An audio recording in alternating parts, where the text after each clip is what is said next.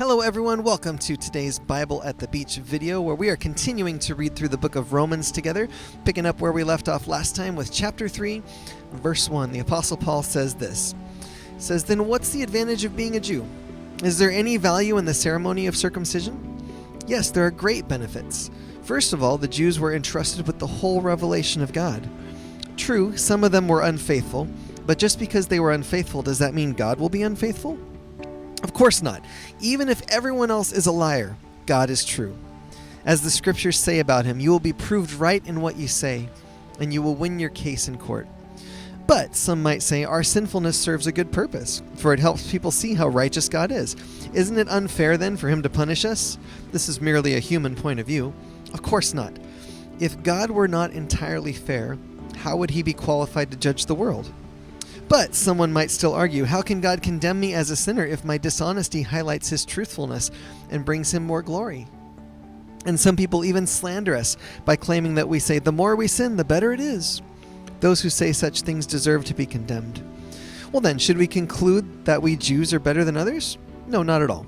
For we have already shown that all people, whether Jews or Gentiles, are under the power of sin. As the scriptures say, no one is righteous, not even one.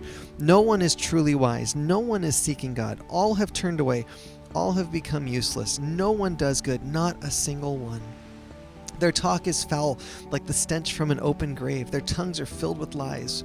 Snake venom drips from their lips. Their mouths are full of cursing and bitterness. They rush to commit murder. Destruction and misery always follow them. They don't know where to find peace. They have no fear of God at all. Obviously, the law applies to those to whom it was given, for its purpose is to keep people from having excuses and to show that the entire world is guilty before God.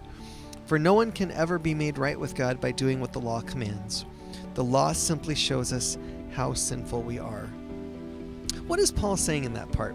Basically, that last section is the point of everything we just read, and it's really simple. All of humanity has a problem, and the problem is sin. Right? Because every person on the planet has chosen to ignore our Creator at some point. We've all turned our backs on God. Because again, we want to be our own gods. We want to do things our way, not His way.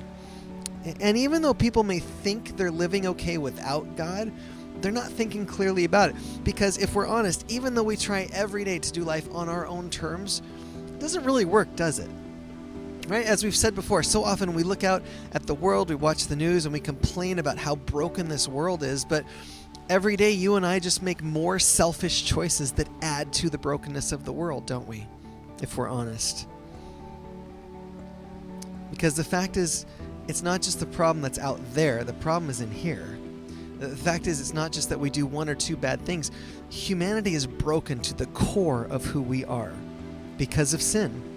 In fact, we're broken to the point where it's impossible, get that, impossible for us to ever use our own abilities to reach the level of goodness that we actually need before God. Right? Because any ideas or motives we have, those all come from that broken, sinful place inside of us too. So we can't get life right on our own. There's no actual such thing as a good person, right? And even worse, because we've chosen to ignore God and turn away from Him, that's offended Him. And there is a day coming when He will judge us for that. And there is a punishment that comes with that, which is spiritual death, or hell as we often think about it, right? It hangs over us like a sword on a thread, basically. And even if we say, well, I'll just do a bunch of good stuff to make up for the bad I've done, again, we can't, because we're broken. And there's not a person on this earth who does works that are good enough by God's standards to fix our problem. Even if you try to live by the 10 Commandments, all that ends up happening is the 10 Commandments just show you how far short you fall of God's perfect standards. So if there's going to be any hope for us, it's going to have to come from something outside of ourselves. Which is why God sent His one and only Son, Jesus Christ, to this earth at that first Christmas, and why it is such good news of great joy that He came to save us. But we'll plan to pick things up there next time, God willing.